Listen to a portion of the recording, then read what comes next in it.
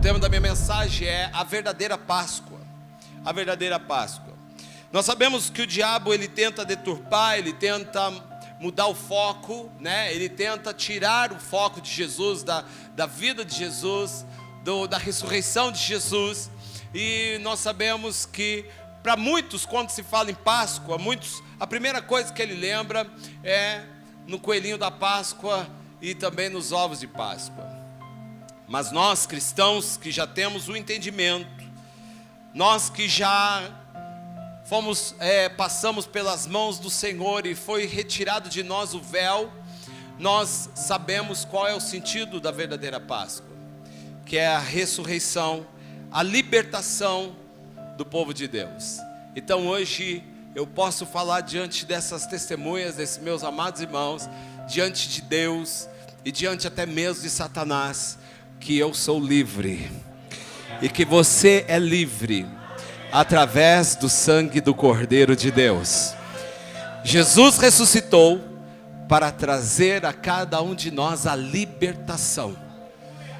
Nós só fomos livres porque ao terceiro dia, como diz a palavra de Deus, Ele ressuscitou.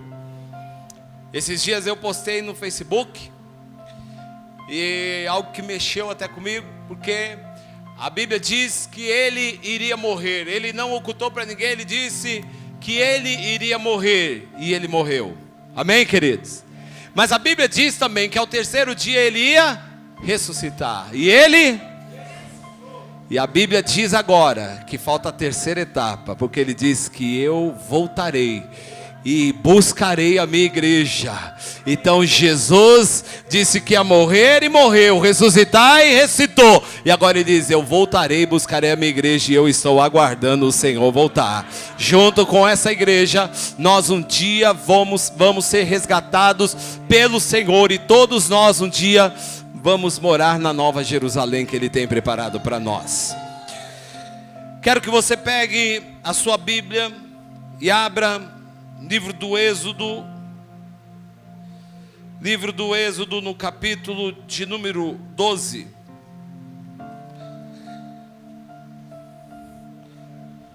Aqui vai ser falado a primeira menção da Páscoa.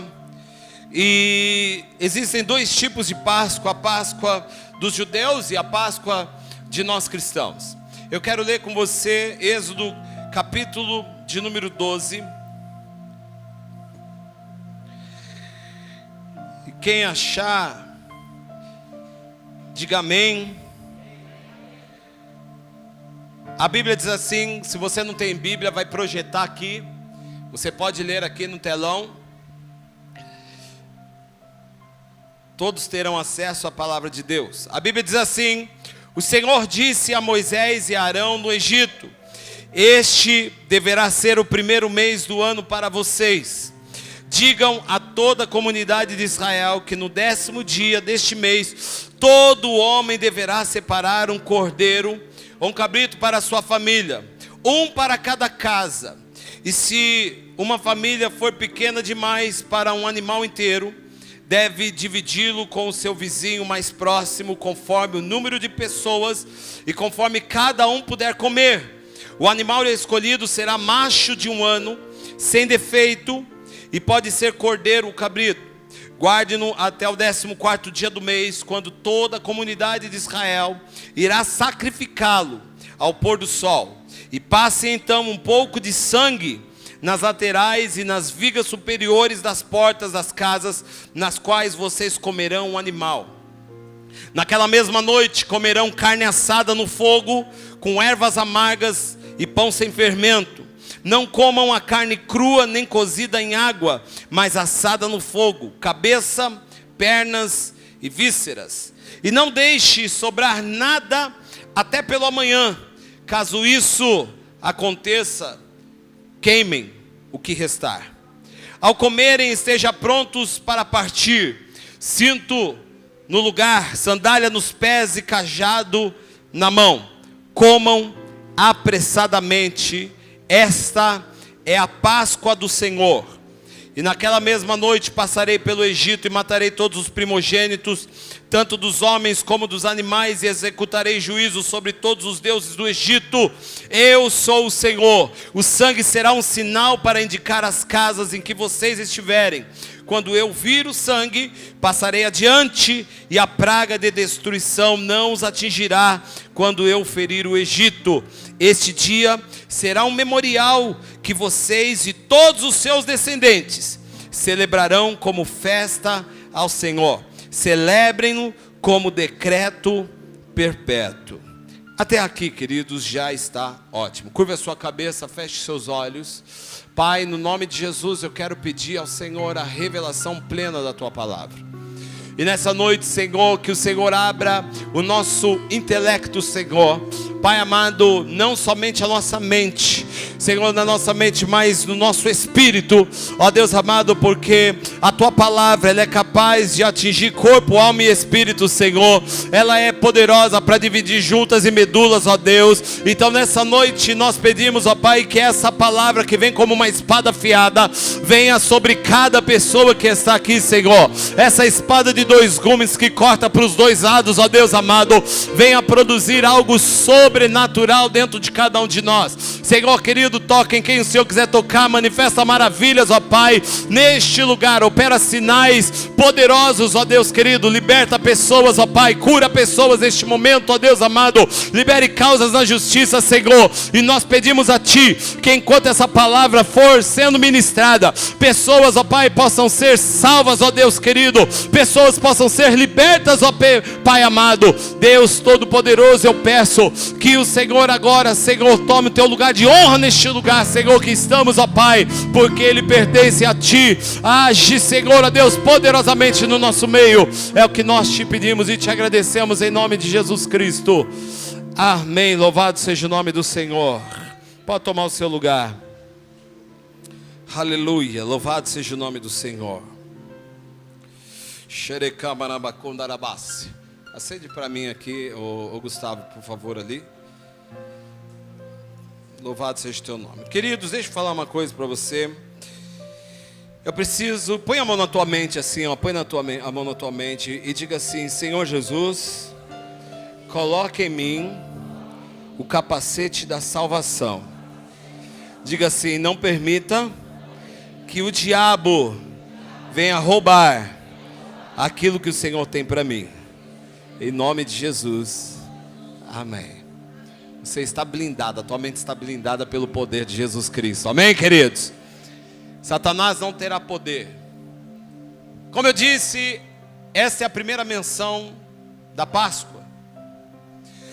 E também falei que existem dois tipos de Páscoa: a Páscoa dos judeus e a Páscoa de cada um de nós que somos cristãos. Na verdade, nós falamos que existe a Páscoa dos judeus porque eles não tiveram ainda a revelação. Eles não tiveram a revelação do que Deus realmente tem para cada um de nós. Na verdade, quando nós vemos os pregadores, os grandes pregadores, quando nós vemos os grandes teólogos, eles sempre usam aquela menção de que o Antigo Testamento, ele é a sombra do Novo Testamento, né? E eu estive pensando um pouco nisso hoje, e eu percebi que a Páscoa realmente é algo que não foi esclarecida, não é como uma grande revelação para o povo judeu. É lógico que o objetivo foi o mesmo: trazer libertação sobre cada judeu que estava escravizado lá no Egito. Daqui a pouco nós vamos falar sobre isso e vamos fazer hoje um paralelo com a revelação de Jesus Cristo, que trouxe a salvação sobre a nossa vida. Mas para você ter uma ideia, eu e você somos homens e mulheres privilegiados por Deus, porque temos uma revelação completa daquilo que Deus tem por nome chamado Páscoa. Por exemplo, se eu vier até aqui e eu projetar a minha mão, você está vendo a imagem. Não, pode tirar essa bola aí. Obrigado. Então, você está vendo a sombra da minha mão. Na verdade, os judeus, eles enxergam essa sombra, e nós, a mão. Se você olhar, você vai ver que ela é uma imagem exata da minha mão. Só que ela não tem textura. Ela não tem essa forma, deixa eu dizer, 3D, né? Ela não, se você palpar ali, você não vai ter um sentido diferente de nós. Deus tirou o véu dos nossos olhos e hoje nós podemos enxergar algo concreto, algo verdadeiro. Qual é o real sentido da Páscoa? Domingo passado nós falamos um pouco sobre a revelação de Deus. Nós precisamos ter, cada um de nós, a revelação de quem é Deus. Quando nós tivermos a revelação de quem é Deus, nós temos a revelação de quem nós somos. Amém, queridos? Você pegou essa palavra. Nós só vamos entender que somos pecadores e precisamos de Deus quando realmente nós entendermos quem Ele é. Quando eu tiver a revelação. Enquanto eu estiver enxergando apenas a sombra, eu não vou viver tudo que Deus tem para a minha vida. Por isso que os judeus ainda não experimentaram aquilo que eu e você podemos experimentar. A libertação, não somente da nossa terra, não somente algo físico, mas principalmente espiritual. Nós não queremos uma libertação do nosso corpo físico, nós queremos a libertação da nossa alma. E na verdade, Jesus veio para trazer vida e vida em abundância para as nossas almas. Bom, aqui a primeira menção no livro do Êxodo, no capítulo 12, vai falar, você conhece a história. Tudo começou com um clamor, né? A palavra do Senhor diz que tudo começou com um clamor lá em Êxodo capítulo 2, a partir do versículo 24, a palavra do Senhor vai falar que o Senhor ouviu o clamor e Ele desceu para poder libertar o povo da escravidão. Você sabe, o povo entra no Egito através de José, que leva a sua família, Jacó e seus irmãos para o Egito. E a palavra do Senhor diz que lá eles passaram um tempo de muita abundância, de muita prosperidade, porque aquele faraó, ele amava José. José foi um canal de bênção nas mãos do Senhor e pôde abençoar o povo de Deus, que quando Canaã estava passando por necessidade. Só que a Bíblia diz que o povo foi crescendo, o povo de Deus foi prosperando, e aquele faraó que gostava de José morreu.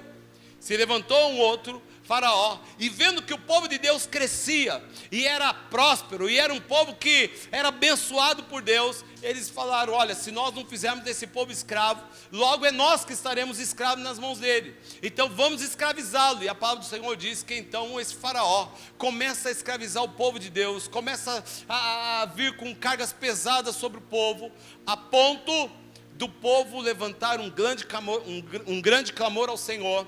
E a Bíblia diz que Deus ouviu o clamor, Deus viu a aliança que tinha com Abraão e com Isaac, e a Bíblia diz também que Deus tinha uma aliança com Jacó. Então Deus agora levanta Moisés para ser o libertador daquele povo que estava escravizado.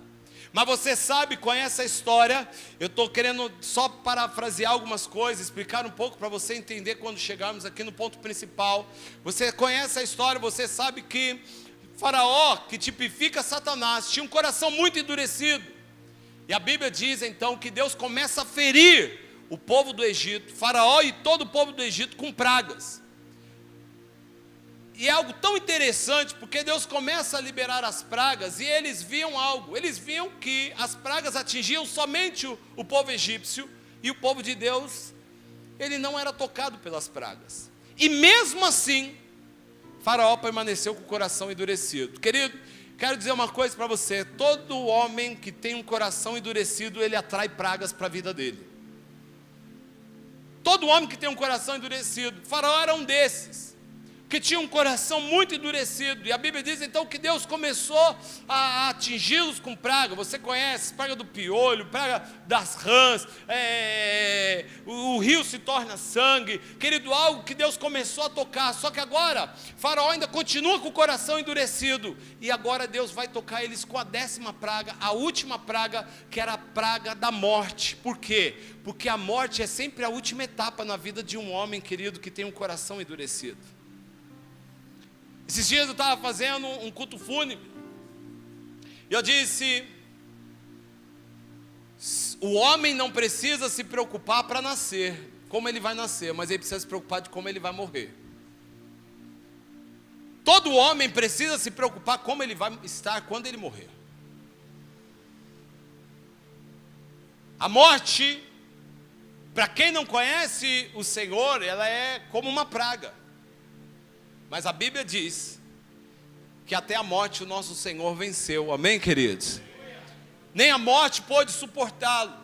Então agora o Senhor, Ele usa Moisés e diga para Faraó libertar o povo, porque se eles não assim fizessem, Deus iria fazer com que em cada casa egípcia pudesse ter o filho primogênito, seja do filho ou seja dos animais mortos. Haveria morte e não haveria dia como aquele no Egito, nem antes, nem depois. A Bíblia diz que Faraó permanece com o coração endurecido, e Deus vai lá e libera o anjo da morte para passar sobre o Egito. E a Bíblia diz que cada casa onde não havia a marca do sangue do cordeiro, houve morte dentro daquela casa. A palavra Páscoa, de onde vem a Páscoa? A Páscoa, traduzindo para o português, vem da palavra passagem, que no hebraico significa pessar. Por que pessar? Pessar por cima, ou seja, passar por cima. Haveria libertação sobre cada casa que tivesse uma marca. Como acontece nos dias de hoje, e eu vou daqui a pouco trazer um paralelo do que essa Páscoa significa para nós cristãos. Porque até aqui, você sabe, Jesus ainda não estava na terra. O povo estava saindo do Egito ainda. Agora a Bíblia diz que Deus sempre fez diferença entre aquele que serve e aquele que não serve.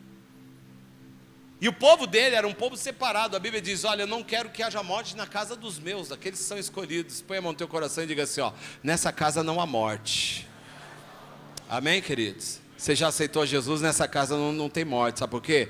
A Bíblia diz: quem crê em mim, mesmo que ainda que esteja morto, viverá. Não tem morte. Na verdade, a morte de um cristão para Deus não é morte, ele chama de sono. Por isso que quando Lázaro está morto, ele diz o que? Lázaro, dorme e eu vou despertá-lo. E eles não entenderam os discípulos, porque eles falaram: não, como assim dorme? Ele está morto. Está morto mesmo. Jesus teve que ser claro: não, vocês não estão entendendo? Realmente ele está morto. Mas eu vou despertar ele do sono. Porque na verdade, para Deus, morte é quando a pessoa morre eternamente. Mas nós que temos a marca do sangue do Cordeiro não vamos conhecer a morte. Amém, queridos? Nosso corpo físico vai adormecer, mas a nossa alma nunca vai morrer. Agora a palavra do Senhor diz então que Deus tinha um plano, uma estratégia para poder trazer vida sobre a casa daqueles a quem servia o Senhor. Então a palavra do Senhor diz que Deus dá uma ordem para Moisés, e Moisés vai e fala para todos os povos de todas as tribos que lá estavam, dizendo: olha, vocês vão pegar um cordeiro, e este cordeiro não pode ser qualquer cordeiro. Esse cordeiro, ele não pode ter defeito. Vocês vão pegar esse cordeiro e vocês vão imolar esse cordeiro. Vocês vão matar ele à tarde. Daqui a pouco nós vamos falar de tudo isso. Vocês vão matar ele à tarde. Quando for à noite, vocês vão passar o sangue. Vocês vão derramar como se... Quem aqui é do interior, né? Eu sou da época que... Eu vim do interior, mas aqui ainda minha mãe matava galinha aqui antigamente, né? Agora pega tudo pronto, né? Mas eu me lembro da minha mãe, estroncava o tronco da galinha, né? Pegava o pescoço que eu falei? O pescoço da galinha, estroncava, e aí, lembro que ela colocava tipo aquela bacia de alumínio no pescoço, deixava o sangue ser derramado. Era mais ou menos assim, né? Porque naquela época não era tanto frango como é hoje, tudo pronto, já vem prontinho. Então você tinha que descabelar o frango com água quente, né? Fazer todo aquele processo e, né? Era meio complicado, né? Por isso que até hoje eu não gosto muito de frango. Despenar. Eu só vim do interior.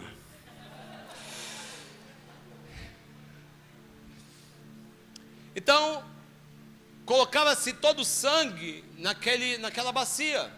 E aqui não foi diferente, porque a ordem era: vocês vão imolar o cordeiro, e aquele sangue que for derramado do cordeiro, todo o sangue, vocês vão pegar aquele sangue, pegar um isopo, vocês vão pegar como se fosse aquelas tronchinhas que se fazia de milho, lembra? Do interior também. E vocês vão marcar as vergaduras das portas, vocês vão marcar as portas de vocês.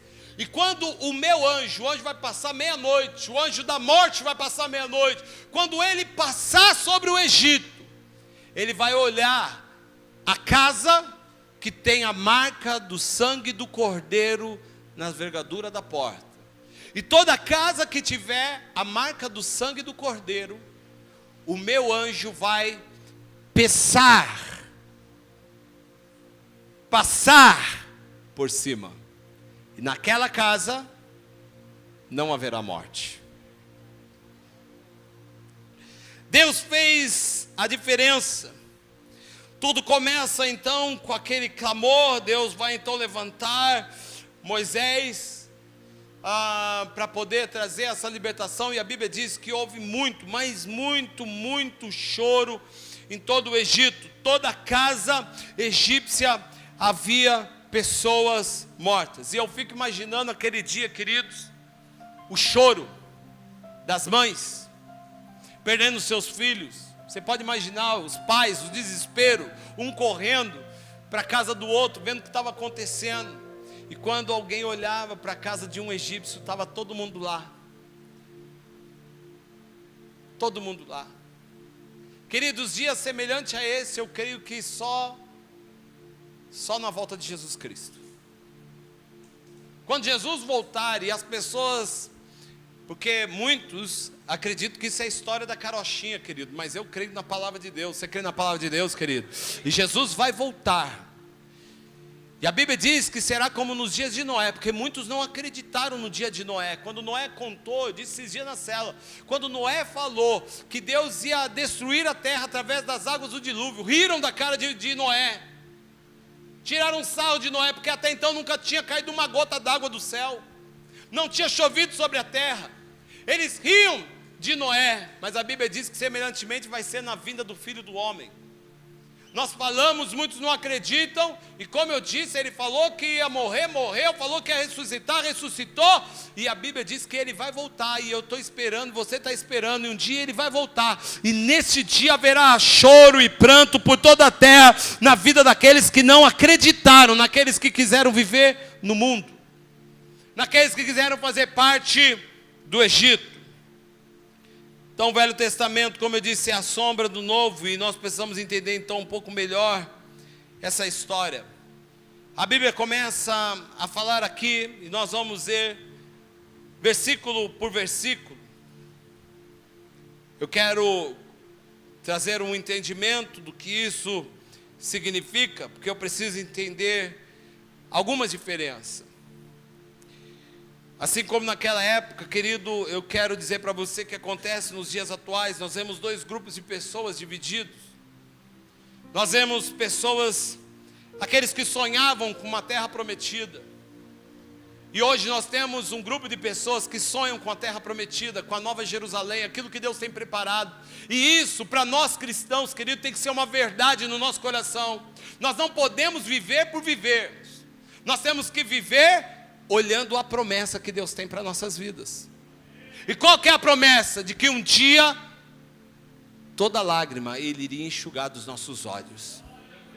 A promessa é de que um dia Ele nos colocaria num lugar onde não haveria choro, nem pranto, nem dor, não haveria mais tristeza, nem rancor, não haveria mais depressão, não haveria mais síndrome de pânico, não haveria mais pressões, não haveria mais nada. Essa é a promessa que Deus tem para cada um de nós. E os nossos olhos como cristãos devem estar exatamente nessa terra prometida, o lugar que Deus preparou. Queridos, deixa eu falar uma coisa para você. Eu já devo ter falado isso para você, mas uma vez minha esposa até brigou comigo, me chamou de egoísta, porque eu estava tão cheio da presença de Deus, desfrutando da presença de Deus, que eu senti vontade de morrer. Senti vontade de morrer para estar com Ele naquele momento.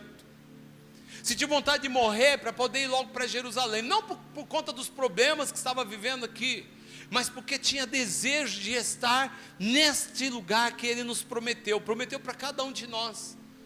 Por isso que a Bíblia diz que Deus se alegra na morte dos seus santos. Por que Deus se alegra? Porque a palavra do Senhor, ela é fiel, ela sabe o que está dizendo. Deus se alegra porque Deus sabe que o lugar onde cada um de nós vamos morar é muito melhor do que onde nós estamos aqui. Mas como eu disse, existem dois grupos de pessoas: aqueles que sonham com a terra prometida, e existem aqueles que se acostumaram com o pepino e com a cebola deste mundo presente, e que gostam do pepino e da cebola, e que querem ficar desfrutando daquilo que este mundo possa dar a cada um deles. Deus quer que os nossos olhos estejam focados na terra da promessa. O vinho novo é sempre melhor. A Bíblia diz que se para o judeu esse dia é uma data onde tem que ser celebrada perpetuamente, para nós cristãos não pode ser diferente. Porque eles ainda não conseguem enxergar aquilo que nós conseguimos enxergar. E se eles, mesmo com um véu sobre o rosto de cada um deles, ainda não conseguem enxergar o que Deus tem para eles, e eles estão apenas vivendo o passado, nós, diferentemente deles, nós estamos projetando o nosso futuro. O nosso futuro. O que eles estão comemorando na Páscoa é o passado, é a libertação do passado. Mas nós estamos comemorando a libertação do nosso futuro. Levante sua mão e diga assim: eu sou livre. Sabe por quê, queridos? Os judeus talvez não entenderam a diferença entre ser e estar. Como cada um de nós precisamos ter essa clareza, a diferença do ser e estar. O que isso significa? A Bíblia diz que foi Deus quem nos escolheu, não fomos nós que escolhemos a Deus. E se Deus nos escolheu com um propósito: nos libertar das garras de Satanás. E o que é a diferença de ser e estar? Eu posso até mesmo ter passado um tempo onde eu estava escravo. Talvez existam pessoas aqui dentro que estão passando por um processo de escravidão. Mas eu disse aqui que a diferença do ser e estar é porque você pode estar passando por um período de escravidão, mas você não é escravo. Eu não sou escravo. E sabe por que nós não somos escravos? Porque Ele nos amou. Ele nos amou. E agora, queridos, nós vamos fazer um paralelo dessa passagem. O calendário judaico, querido, começa aqui, na libertação deles. Por isso que o calendário judaico é diferente do nosso. O calendário judaico vai começar agora no nosso abril, né? É como se fosse a virada do ano deles agora, porque a libertação deles, o ano de Abib, ele foi ali mais ou menos agora aqui entre final de março e começo de abril. Por isso que nós celebramos a Páscoa nessa época. E para eles começaram, por isso que o Senhor diz: ó, para vocês o primeiro mês do ano será agora, na libertação. E você sabe, querido, que a nossa vida, o primeiro dia de vida para cada um de nós começa onde? Quando nós aceitamos a Jesus como Senhor e Salvador da nossa vida. Primeiro dia de vida seu. Por isso que a Bíblia diz o quê? Que o Senhor olha e fala: o que importa é que vocês têm que nascer de novo. Mas não nascer da carne, mas nascer do Espírito. Quando você nasce de novo, então é quando você entrega a sua vida a Jesus Cristo e você reconhece Ele como Senhor e Salvador. Salvador o quê? Salvador da morte, Salvador do inferno. Ele te tirou de lá. Então agora é o teu primeiro ano de vida, querido. Então eu sou muito jovem, porque eu não tenho nem 20 anos ainda. Nem 20 anos de idade. Tem aqui bebês, eu acho, de fralda aqui ainda também, né? E já tem aqueles que são mais velhinhos, não é verdade? Pastor Daniel já deve ser um ancião? Um ancião de dias. Então a nossa vida começa no dia em que nós entregamos a nossa vida a Jesus. Você se lembra desse dia, querido? Eu me lembro do dia em que eu entreguei a minha vida ao Cordeiro de Deus. Foi um dia tão especial. Na verdade, eu entreguei 2 vezes a minha vida a Jesus. Eu entreguei por entregar, que eu estava meio emocionado ali, mas não estava entendendo direito, mas eu vi um monte de gente levantando a mão. Eu falei, eu também quero, mas não foi aquele impacto. Mas a segunda vez, querido, tirou o véu assim, ó, do meu rosto, e eu entendi realmente o que Ele tinha para a minha vida. E eu disse, eu preciso ter esse Deus fazendo parte total da minha vida. Eu quero aceitá-lo como meu Salvador, como meu Senhor, para o resto da minha vida. E a minha vida foi verdadeiramente transformada naquele dia. Aquele dia começou tudo para mim. A Bíblia diz agora, versículo 3, digam a toda a comunidade de Israel, no 10º dia deste mês, todo homem deverá separar um cordeiro, a NVI diz, ou um cabrito para a família, um para cada casa. E se a família for pequena demais para um animal inteiro, deve dividi-lo com seu vizinho mais próximo, conforme o número de pessoas e conforme cada um puder comer. O que é que eu quero dizer com isso aqui? A Bíblia diz que o cordeiro tinha que ser imolado, a NVI diz, ou um cabrito. Mas algumas versões, elas dizem apenas o cordeiro. Qual versão tem aqui? Diz o cordeiro, só o cordeiro. Se você olhar ali, ó, se você pegar Bíblias bem antigas, você vai ver que colocaram só cordeiro. Por quê? Porque o cordeiro e o cabrito é o mesmo animal. Só que o cordeiro é um animal que ainda não cruzou. Não cruzou ainda. O cabrito já cruzou. Como é o mesmo animal, então algumas versões colocaram o cabrito e o cordeiro, né? O cordeiro ou o cabrito. Mas na verdade, a Bíblia diz sobre o cordeiro. Por isso que ele compara, ele não fala assim, aí vem o cabrito que tirou o pecado do mundo, né? Se você olhar a palavra do Senhor, a revelação é poderosa. Porque escute isso, querido, quando Abraão é chamado por Deus e diz assim, Abraão, pega o seu filho, seu único filho, sobe o Monte Moriá e lá você vai sacrificar o seu filho. Quero ver se você me ama. Você sabe, ele não fala nada para Sara, pega o filho e vai embora. Quando chega na metade, alguma coisa está acontecendo de estranho ali, porque Isaac conhecia todo o processo do sacrifício. E aí Isaac olha para o pai e não está entendendo muito. E ele fala, pai, tudo bem, nós vamos deixar os servos aqui, nós vamos subir. Eu estou vendo o cutelo, estou vendo a lenha. Senhor, eu estou vendo tudo aqui. Eu só não estou vendo uma coisa, eu só não estou vendo o cordeiro. Ele não fala, eu não estou vendo o cabrito.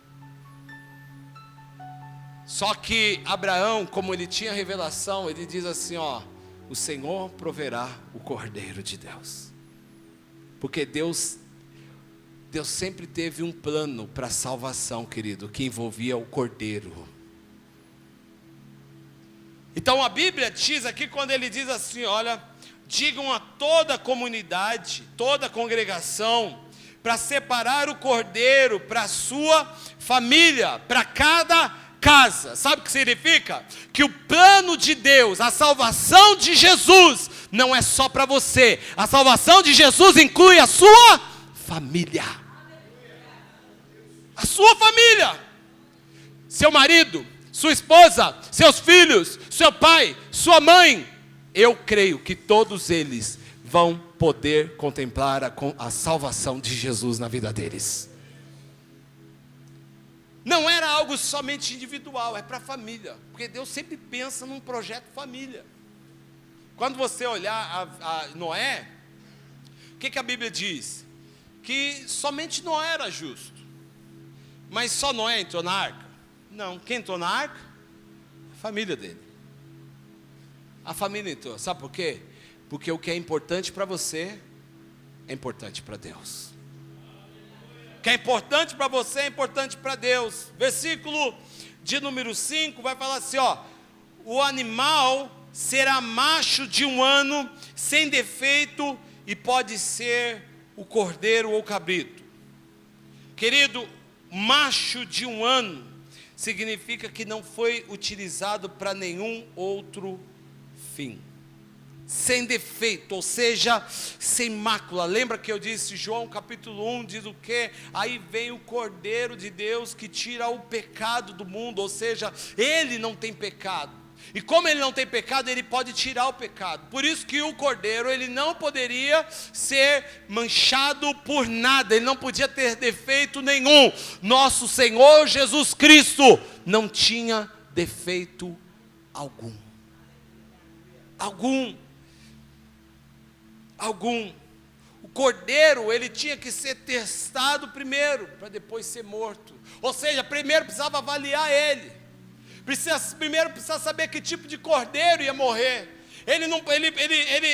Ele tinha que ser guardado para aquilo, ele tinha que ser escolhido.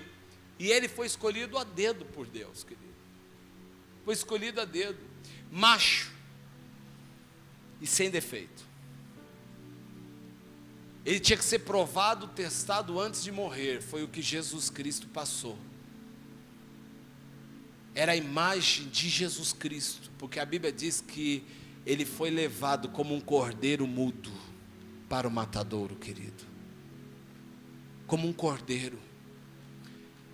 E é essa imagem que ele quer agora que nós, cada um de nós tenhamos. Nós dentro de cada um de nós, querido. Nós temos que ter essa semelhança do Cordeiro de Deus, essa mansidão. Por isso que um dos frutos do Espírito é a mansidão, é o amor. Porque o Cordeiro, quando ele ia ser sacrificado, querido, o Cordeiro não faz barulho nenhum, ele é quietinho. Dizem, eu não sei, né? Mas dizem que ele até chora quando vai ser morto, mas ele não abre a boca.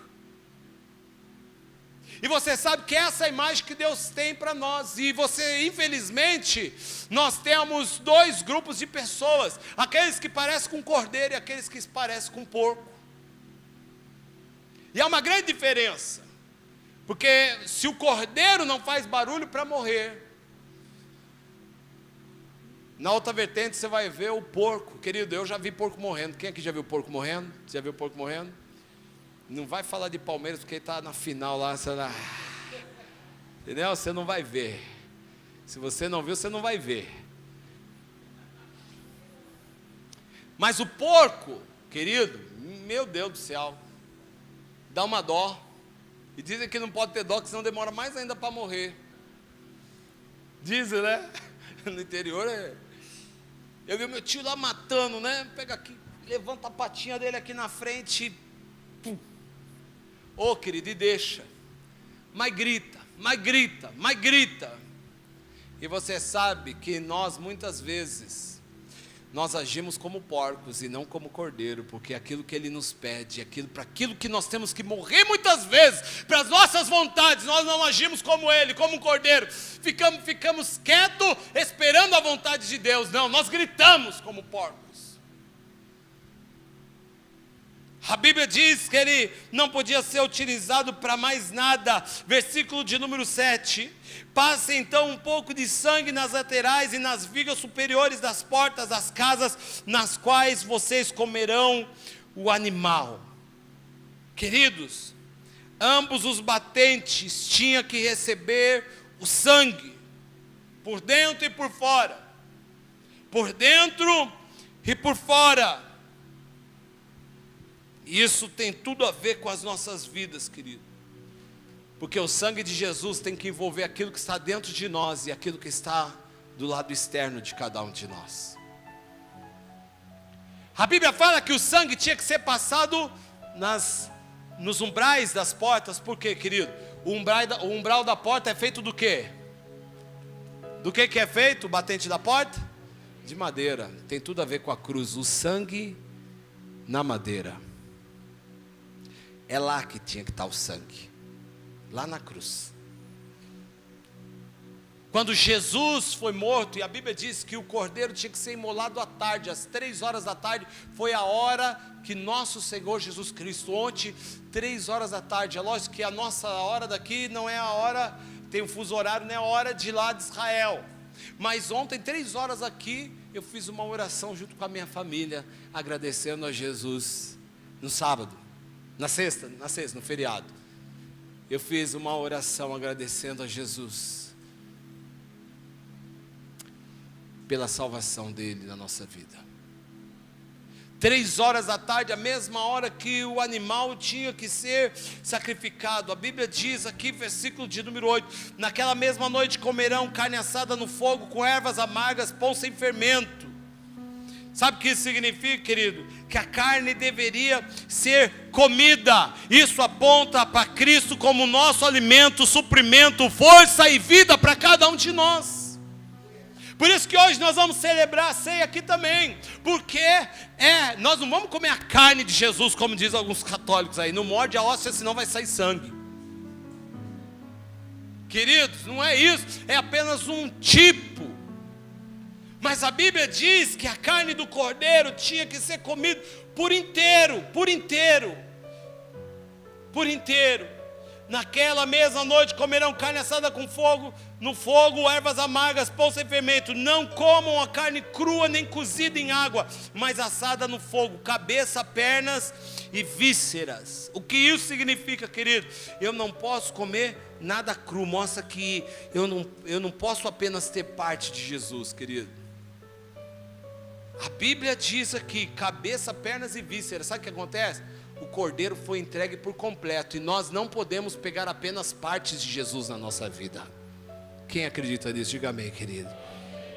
Tem pessoas que querem apenas parte de Jesus. Olha, eu quero só a mão de Deus, porque ela me abençoa. Mas eu não quero os olhos dele, porque os olhos dele são como chamas de fogo. Se ele olhar para mim, eu vou morrer fulminado. Eu não quero a boca dele, porque da boca dele sai como uma espada afiada, e ela vai me matar. A palavra dele é forte demais. Mas, querido, isso aqui é algo poderoso, quando ele diz aqui que tinha que comer até as vísceras. Por quê? Porque para o povo hebraico, na verdade, a vida emocional estava nas vísceras. Por isso que quando você passa por um nível de estresse, ou um nível de pressão, que você fala o quê? Dá aquele gelinho onde? Na barriga. Então os hebreus, eles acreditavam que, nós acreditamos o quê? Tudo funciona aqui no coração, não é verdade? Para nós está tudo ligado aqui no coração, nosso sentimento, né? Está aqui, aquilo que nós sentimos, está aqui ligado aqui, o coração. Mas para eles estavam aqui, ó. Estavam aqui. Porque toda vez que há a pressão, fala, a borboleta está batendo na barriga, não é assim que usa aquela expressão? Então o que para o Senhor está querendo explicar para ele? Ó, vocês vão pegar tudo que eu tenho. Vocês vão pegar tudo. Tudo. Eu quero que as emoções de vocês sejam como as minhas emoções. Eu quero que a cabeça, os pensamentos, seja como os meus pensamentos. As pernas, porque o teu caminhar agora vai ser parecido com o meu caminhar. É tudo. Não dá para pegar partes do Cordeiro de Deus. Ei, querido, você que está aqui, se você entregou a sua vida a Jesus, então você tem que ter Ele por completo na sua vida. Não dá para termos partes apenas. Ele se entregou por completo, Ele se entregou tudo que Ele tinha. Versículo de número 11. A Bíblia diz assim, já estou acabando já. Ao comerem, estejam prontos para sair, cinto no lugar, sandália nos pés, cajado na mão. A Bíblia está falando que nós temos que ser, queridos, como um soldado. Soldados de um exército. Assim que comer, nós temos que estar pronto, querido. Assim que nós temos recebido de Jesus, querido, é uma nova vida para nós. Agora nós nos tornamos soldados de Cristo. Soldados. Temos que estar o quê? Prontos para partir. Diga assim, levante sua mão e diga assim, eu tenho que estar pronto para partir. Sabe o que significa? Você tem Jesus, querido, qualquer hora que você for morrer agora não importa, você tem que estar pronto para partir. Quem tem Jesus não tem medo da morte. Está pronto para partir. Porque sabe para onde vai. Por isso que o apóstolo Paulo diz o quê? Para mim o morrer é com o cajado na mão agora, querido, sandália nos pés, evangelho. Sabe que a sandália tipifica o evangelho de Cristo? Agora você tem que caminhar no evangelho de Jesus. No evangelho de Jesus.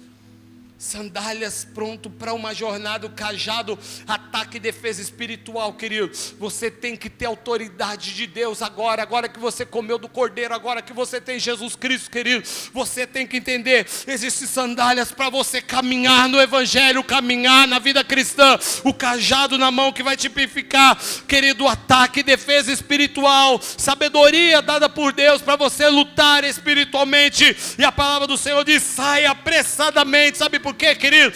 Porque Jesus está às portas. Está às portas. Por que também outra coisa? Por que o sangue tinha que passar nas portas? Porque Ele é a porta. Ele é a porta. Se você quer ter a salvação, querido, você tem que passar pela porta. Você tem que passar pela porta. Se você quer vida de Deus, passe pela porta.